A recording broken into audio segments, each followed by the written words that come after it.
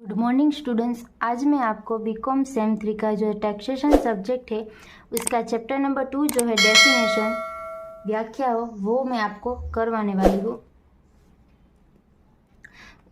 ये जो चैप्टर है उसमें ज़्यादातर थियरी है मगर कुछ पार्ट ही प्रैक्टिकल है। वो प्रैक्टिकल मैं आज आपको सिखाने वाली हूँ। उससे पहले हमें ये दोनों का मतलब पता होना चाहिए, असेसमेंट ईयर और प्रीवियस ईयर। असेसमेंट ईयर यानी कि क्या, यानी कि जिस साल में हम लोग अर्निंग करते हैं उसके बाद हम जब भी उसको दिखाते हैं अकाउंट में उसको हम लोग असेसमेंट ईयर कहते हैं। ये जो असेसमेंट ईयर है वो हमारा 1 अप्रैल को स्टार्ट होता है एंड 31 मार्च को એન્ડ હોતા है। એટલે કે આકારણી વર્ષ જે છે તે 1 એપ્રિલના ચાલુ થાય છે અને 31 માર્ચના પૂરું થાય છે। ये हमारा असेसमेंट ईयर का हमें ये याद रखना होगा कि असेसमेंट ईयर हमेशा ये जो 1 जनवरी होता है और 31 दिसंबर होता है, ये इसी तरह से हम लोग काउंट नहीं कर सकते हैं। असेसमेंट ईयर का हमें जब अर्निंग इनकम गिनना होता है तब हमें ये ईयर ही हमें इसको याद रखना होगा कि हमारा ये जो अकाउंटिंग है, अकाउंटिंग ईयर जिसको हम लोग कहते हैं 1 अप्रैल से स्टार्ट होता है और 31 मार्च को कंप्लीट होता है। उसके बाद प्रीवियस ईयर यानी कि असेसमेंट ईयर के पहले जो ईयर आता है वो એટલે કે પાછલું વર્ષ। फॉर एग्जाम्पल 2022 से लेकर 23 ये मैं कहती हूँ कि ये है हमारा असेसमेंट ईयर એટલે કે આકારણી वर्ष। तो इसका प्रीवियस ईयर क्या होगा, तो 2021 से लेकर 22 ये हुआ हमारा प्रीवियस ईयर એટલે કે પાછળનું वर्ष। अब इसके बाद मैं आपको इलस्ट्रेशन नंबर 1 करवाती हूँ। ये जो आपकी टेक्स्ट बुक में दिया गया है इलस्ट्रेशन नंबर 1, इसमें ऐसा बोला गया है कि द अकाउंटिंग ईयर ऑफ दीक्षित end on 31 December for the calendar year 2021, 2022 एंड 2023 which are his accounting year, his taxable income were rupees 6,92,000, rupees 7,40,000 and rupees 8 lakh respectively. If the income has accrued evenly during all this calendar year, determine his taxable income for assessment year 2022 से लेकर 23 and 2023 और 24। એટલે કે ઉદાહરણ number 1 હું સમજાવીશ। શ્રી દક્ષેશનું હિસાબી વર્ષ 1 જાન્યુઆરીથી 31 ડિસેમ્બર સુધીનું છે। કેલેન્ડર વર્ષ 2021, 2022 અને 2023ના હિસાબી વર્ષ માટેની તેની કરપાત્ર આવકો અનુક્રમે 6,92,000, 7,40,000 અને 8 લાખ છે। આ દરેક કેલેન્ડર વર્ષ દરમિયાન દર મહિને સરખા દરેક આવકના ઉપાર્જન થયું હોય તો આકારણી વર્ષ 2022-23 અને આકારણી વર્ષ 2023-24 માટેની કુલ કરપાત્ર આવક નક્કી કરો। यानी कि इसमें ऑलरेडी दिया गया है कि इसका ये जो अकाउंटिंग ईयर है वो 1 जनवरी से लेके 31 दिसंबर को एंड होता है और हमारा असेसमेंट ईयर का नियम है कि वो 1 अप्रैल से लेके 31 मार्च को एंड होता है। तो अभी असेसमेंट ईयर 2022 से लेके 23 की हम लोग गिनती करेंगे એટલે કે આકારણી વર્ષ 2022-23 ની ગણતરી કરશું। ધ પ્રીવિયસ યર ઇઝ 2021 से लेके 22 એટલે કે આ જે આકારણી વર્ષ છે 2022-23 એનું પાછળનું વર્ષ 2021-22 થશે। તો इसमें पीरियड फ्रॉम 1 अप्रैल टू 31 मार्च। अभी इसके बाद है proportionate income of the last 9 month. क्यों यहाँ पे 9 मंथ दिया गया है, क्यों, क्योंकि अभी इस यहाँ पे ऐसा दिया गया कि 1 जनवरी को इसका ईयर स्टार्ट होता है और 31 दिसंबर को कंप्लीट होता है।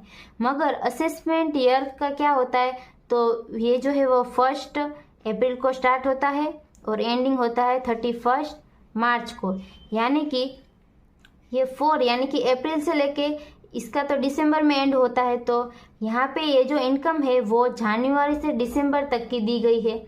इसीलिए अब हम लोग इस इनकम को 9 मंथ की इनकम ढूंढेंगे इस इनकम के ऊपर से। कैसे? तो 9 मंथ क्यों आया हमारा? तो अप्रैल से लेके अप्रैल, मई, जून, जुलाई, अगस्त, सितंबर, अक्टूबर, नवंबर एंड दिसंबर, यानी कि 9 मंथ हमारा कंप्लीट होता है 31 दिसंबर को। इसीलिए यहाँ पे हम 9 मंथ लेंगे। उसके बाद ऑफ कैलेंडर ईयर 2021 9,92,000 इंटू 9/12। 12 क्यों? क्योंकि हमारा टोटल एक ईयर में हमारा टोटल 12 मंथ होता है। एक वर्ष में 12 महीना होय અને તેમાંથી આપણે 9 મહિનાની આવક શોધવાની છે। तो इसका हम लोग जब सॉल्यूशन निकालेंगे तो अभी हमारा आएगा 5,19,000 plus proportionate income for first 3 month, यानी कि अभी मैंने आपको सिखाया कि हमारा जो असेसमेंट ईयर है वो 1 अप्रैल से लेकर 31 मार्च को एंड होता है। तो यानी कि 1 अप्रैल से लेकर 31 दिसंबर तक की हमने इनकम निकाली। अभी हम लोग 1 जनवरी से लेकर 31 मार्च तक की इनकम 3 मंथ की निकालेंगे। वो कैसे? तो वो यहाँ पे उसके बाद वाला ईयर है 2022, यहाँ पे दिया गया है उसकी इनकम। तो ये 7,40,000 हम लोग लिख लेंगे और ये पूरे साल की दी गई है, हमें उसमें से 3 मंथ की चाहिए। तो 3 मंथ की हम लोग ढूंढेंगे तो हमारा आंसर आएगा 1,85,000। એટલે કે આમાં આપણને આખા વર્ષની આવક આપેલી છે, તેમાંથી આપણે 3 વર્ષની આવક શોધીશું। तो તે છે 1,85,000। उसके बाद ये जो इन दोनों का हम लोग टोटल करेंगे तो हमें taxable income for previous year 2021 और 22 की हमें मिल गई। अभी इसके बाद है असेसमेंट ईयर 2023 से लेकर 24 की गिनती करनी है। उसके बाद ये जो असेसमेंट ईयर है उसमें द प्रीवियस ईयर इज 2022 से लेकर 23 तक, यानी कि इसका पीरियड फ्रॉम 1 अप्रैल से लेकर 31 मार्च तक का होगा। तो proportionate income for last 9 month, तो इसका अभी ये जो हमारा 2022 का इनकम है 7,40,000, तो ये उसका हम लोग 9 मंथ का निकालेंगे। तो उसके बाद ये जब भी हम 9 मंथ का निकालेंगे तो हमारा आंसर आएगा 5,55,000 plus proportionate income for first 3 month, यानी कि 9 मंथ का हमने निकाल लिया मगर 3 मंथ का अभी निकालना बाकी है। तो वो हम लोग कैसे निकालेंगे? तो ये जो हमारा कैलेंडर ईयर 2000, अभी हम असेसमेंट ईयर 2023 और 24 का काउंट कर रहे हैं, इसीलिए ये जो हमारा इसका प्रीवियस ईयर होगा 2022 और 23। तो 22 का हमने काउंट कर लिया और 23 का बाकी है, तो उसका इनकम है 8 लाख। तो 8 लाख लेंगे, उसमें से 3 मंथ का ही हम लोग निकालेंगे। तो हमारा आंसर आएगा 2 लाख और ये दोनों का जब हम लोग टोटल करेंगे तो हमारा आंसर आएगा 7,55,000। એટલે કે જ્યારે આકારણી વર્ષ 2023-24ની વાત કરી હોય ત્યારે તો એનું પાછળનું વર્ષ 2022-23 થશે। તો 2022ની આવક 7,40,000 છે, તો તેમાંથી ટોટલ આપણે 9 મહિનાની આવક શોધીશું। કેમ કે 1/4થી આપણું વર્ષ ચાલુ થાય છે અને 31 માર્ચના પૂરું થાય છે।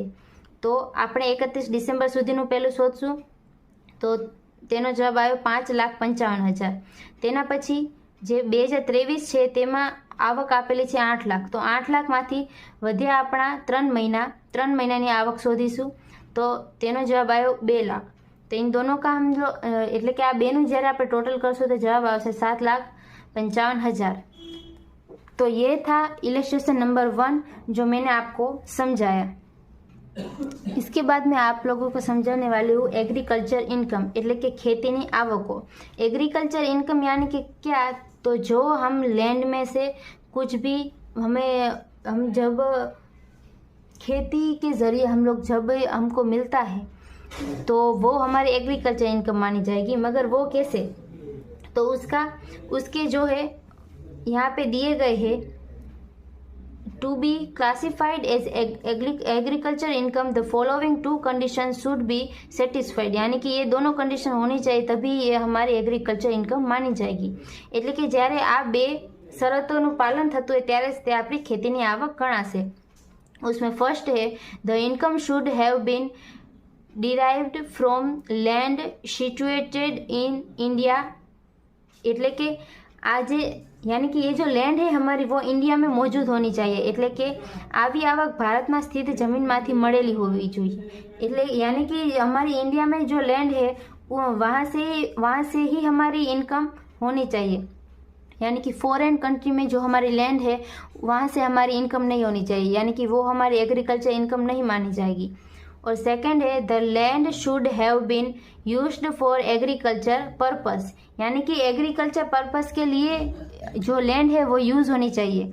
यानी कि તે જમીનનો ખેતીના હેતુ માટે ઉપયોગ થયો હોવો જોઈએ.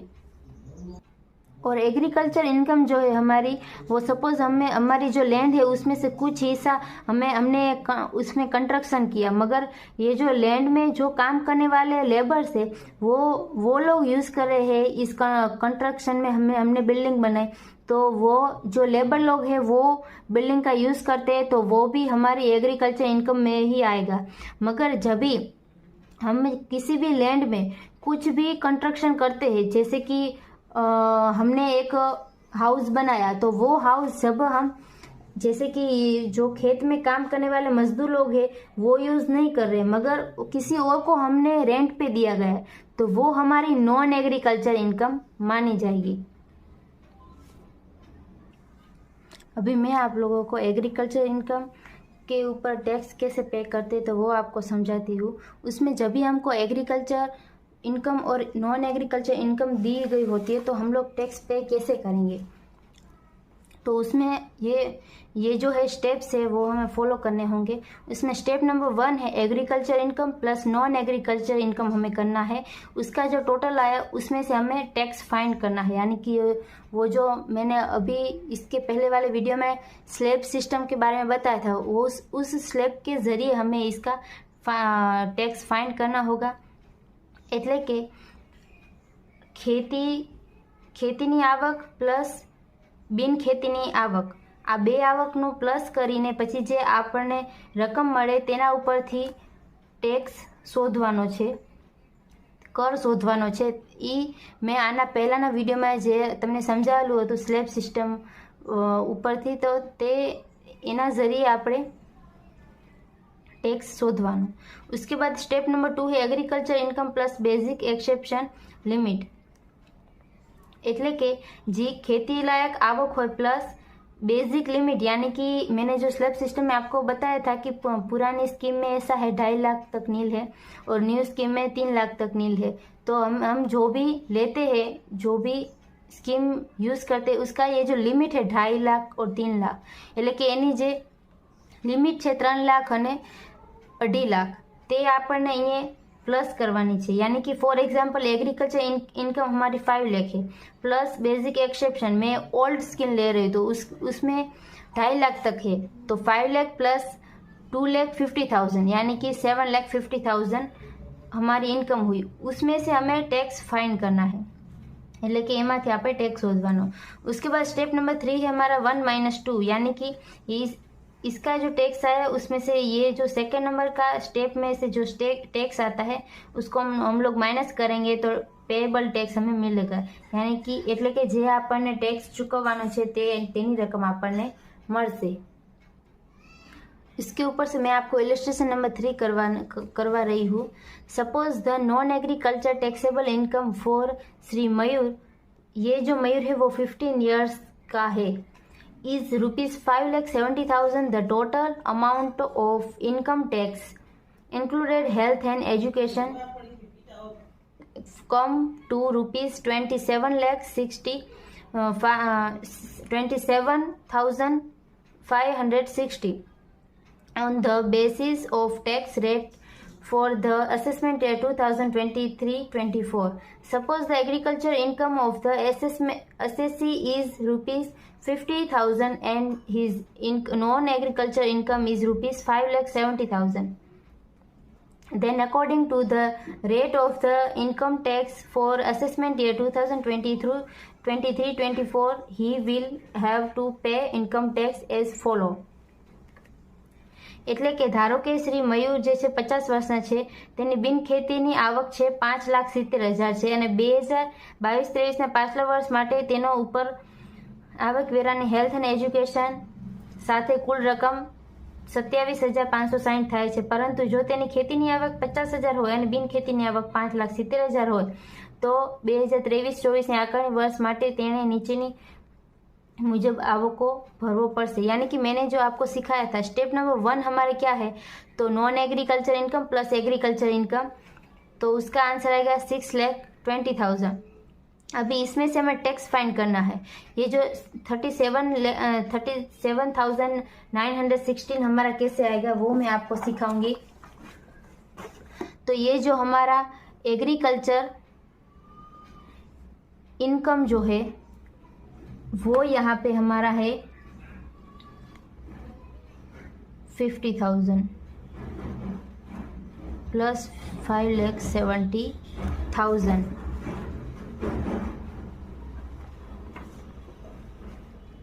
प्लस ये जो है हमारा नॉन एग्रीकल्चर इनकम એટલે કે ખેતીની આવક છે 50,000 અને બિન ખેતીની આવક છે 5,70,000. यानी कि इन दोनों का हम लोग टोटल करेंगे तो हमारा टोटल आएगा 6,20,000. अभी इसमें से हम लोग टैक्स फाइंड कैसे करेंगे, तो मैं अभी ओल्ड स्कीम ले रही हूँ, उसमें 2 से 2.5 लाख तक नील है.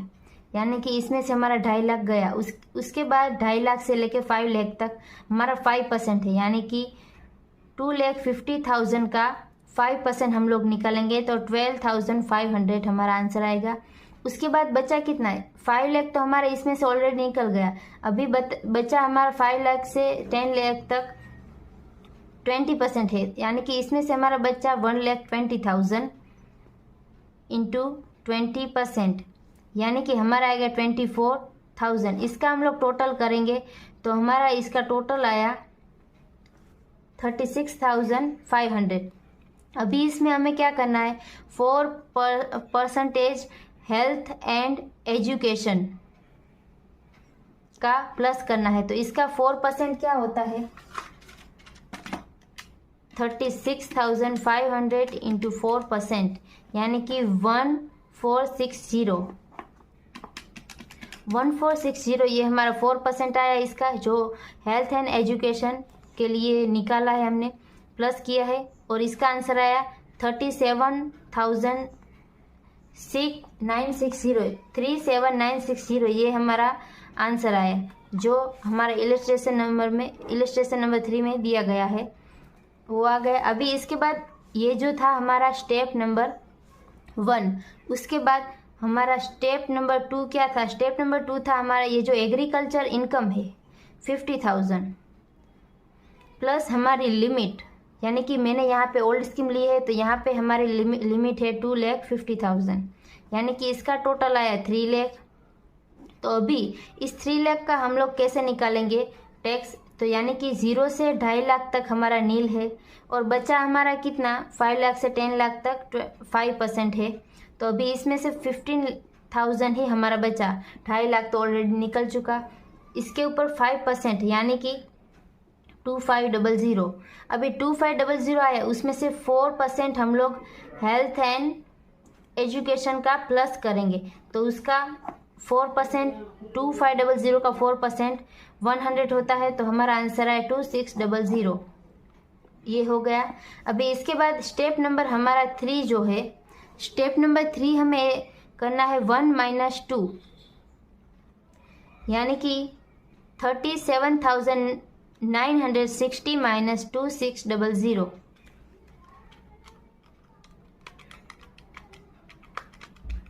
तो हमारा आंसर आया 35,316. यहाँ पे ये जो है हमारा आंसर आ गया. એટલે કે આપણે સ્ટેપ નંબર 1 કરશું ખેતીની આવક પ્લસ બિન ખેતીની આવક, તો બેનો સરવાળો કરશું 6,20,000 આવશે. તેના ઉપરથી આપણે જે ટેક્સ ચૂકવવાનું છે તેની રકમ શોધશું. રકમ જે આવી ગયા એના પછી 4% પ્લસ કરવાનું છે સ્વાસ્થ્ય માટે અને જે એજ્યુકેશન માટે. તો એ પ્લસ કરશું પછી જે આપણો આન્સર આવશે તે સ્ટેપ નંબર 1નો જવાબ હશે. એના પછી સ્ટેપ નંબર 2માં ખેતીની આવક પ્લસ જે આપણી લિમિટ છે ઓલ્ડ સ્કીમ પ્રમાણે 2.5 લાખ તે પ્લસ કરશું 3 લાખ જવાબ આવશે.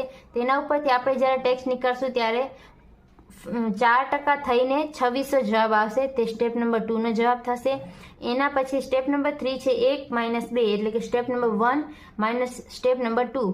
तो ये जब हमने किया तो इसका आंसर आया 35,360. तो आ थयो आपनो साचो जवाब. इसके बाद मैं आपको इलस्ट्रेशन नंबर 4 समझाऊंगी. An SSC grow sugar cane to manufacture and sell sugar. Determine his agriculture and non-agriculture income of the financial year 2022-23 from the following details. Cost of એટલે કે આમાં એવું કરવાનું છે કે એક એસએસસી દ્વારા શેરડી ઉગાડીને તેમાંથી ખાંડનું ઉત્પાદન કરીને વેચાણ કરવામાં આવે છે. નાણાકીય વર્ષ 2022-23 માટે નીચે આપેલી માહિતી પરથી તેમની ખેતીની આવક અને બિનખેતીની આવકની ગણતરી કરો. इसमें दिया गया cost of cultivation of sugar cane એટલે કે શેરડી ઉગાડવાનો ખર્ચ वो है 7,50,000. उसके बाद है market value of sugar cane when send to factory એટલે કે શેરડીને કારખાના મોકલતી વખતે તેની બજાર કિંમત वो है 12,50,000. उसके बाद है अदर मैन्युफैक्चरिंग कॉस्ट એટલે કે ઉત્પાદનના અન્ય ખર્ચા वो है 7,50,000. उसके बाद है सेल ऑफ शुगर केन એટલે કે खांडનું વેચાણ वो है 37,25,000. उसके बाद है अदर एडमिनिस्ट्रेटिव एक्सपेंसेस એટલે કે अन्य વહીવટી ખર્ચા वो है 3,75,000. यानी कि इसका सॉल्यूशन हम लोग देखेंगे तो सेल ऑफ शुगर केन यानी कि हमें क्या करना है तो computation of non agriculture income એટલે કે બિનખેતી આવકની ગણતરી કરવાની છે. तो बिनखेती आवक यानी कि नॉन एग्रीकल्चर हमारी इनकम कौन कौन सी होगी तो उसमें आता है सेल ऑफ शुगर केन એટલે કે ખાંડનું વેચાણ उसके रुपीज थे 31,25,000. उसमें से हम लोग माइनस करेंगे क्या तो ये जो हमारा एवरेज मार्केट वैल्यू है उसका वो और मैन्युफैक्चरिंग कॉस्ट और अदर एडमिनिस्ट्रेटिव एक्सपेन्सिस એટલે કે ખાંડનું વેચાણમાંથી શેરડીનું જે બજાર મૂલ્ય હતું તે બાદ કરશું. ઉત્પાદનના અન્ય ખર્ચા અને વહીવટી ખર્ચા બાદ કરશું. तो ये जब हम 31,25,000 में से ये इन तीनों का टोटल जब इन तीनों का टोटल होता है 23,75,000 तो इसका हम लोग सब्सट्रैक्शन करेंगे तो हमारा आंसर आएगा 7,50,000.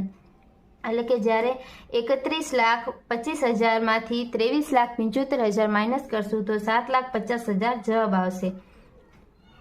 तो ये हुई हमारी नॉन एग्रीकल्चर इनकम. उसके बाद है कॉम्प्यूटेशन ऑफ एग्रीकल्चर इनकम એટલે કે ખેતીની આવકની ગણતરી. तो हमारी इसमें से एग्रीकल्चर इनकम कौन सी मानी जाएगी तो जब हमने शुगर केन खेत में उगाया है वो वाला.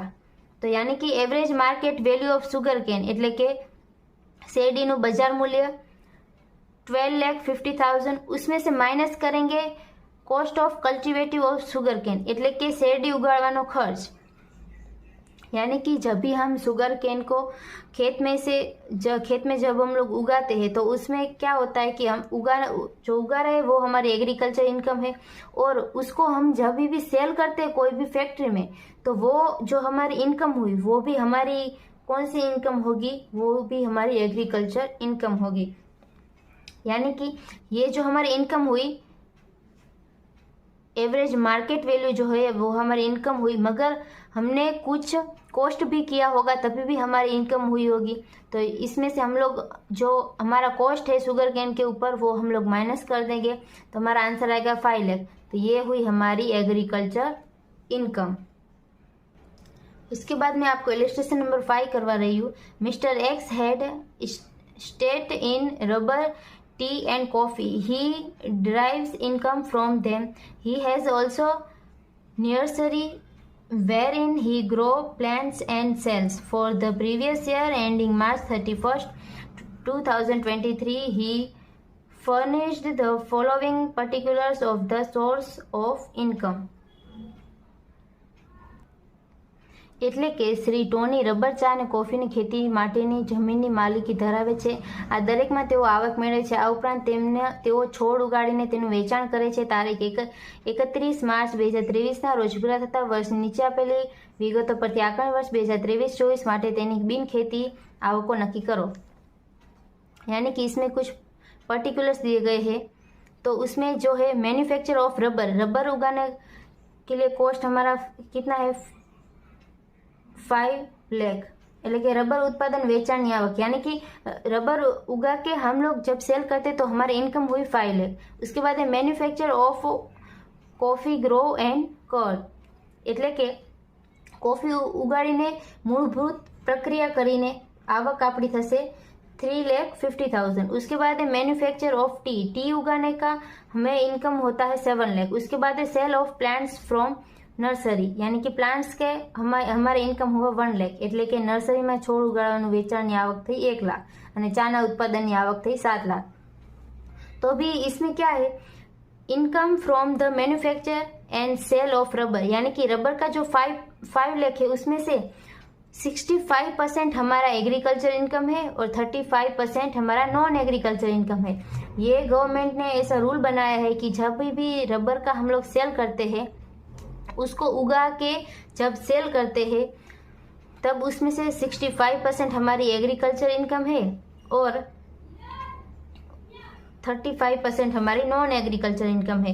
यानी कि 5 लाख का 65% हुआ 3,25,000 और नॉन एग्रीकल्चर इनकम में 5 लाख का 35% हुआ हमारा 1,75,000. એટલે કે રબર ઉગાડીને તેના ઉત્પાદનના વેચાણમાંથી મળતી આવક तो 5 लाखના 65% એટલે કે 3,25,000 અને 5 લાખના 35% એટલે 1,75,000. उसके बाद है income from the sale of manufacturing of coffee grow and cured એટલે કે કોફી ઉગાડીને મૂળભૂત પ્રક્રિયા કર્યા પછી તેના વેચાણમાંથી મળતી आवक. यानी कि कॉफी को जब हम ग्रो करते हैं तो उसके ऊपर बहुत सी प्रोसेस करने के बाद वो बेचने लायक होती है. तो वो सब प्रोसेस ऑलरेडी हो चुकी है. तो इसका इनकम है 3,50,000. उसका 75% हमारा एग्रीकल्चर इनकम होगा और 25% हमारा नॉन एग्रीकल्चर इनकम होगा. तो इसका 75% हुआ 2,62,500 और 3,50,000 का 25% हुआ हमारा 87,500 એટલે કે 3,50,000ના 75% 2,62,500 અને એ આપણી ખેતીની આવક થઈ. અને બિન ખેતી આવક तो 3,50,000 गुण્યા 25% तो ये थे तो 87,500 ये थे अपनी बिन खेती आवक. उसके बाद income from the sale of tea manufacture એટલે કે ટી એટલે કે ચા ઉગાડીને તેનું ઉત્પાદન કર્યા પછી વેચાણમાંથી મળતી આવક.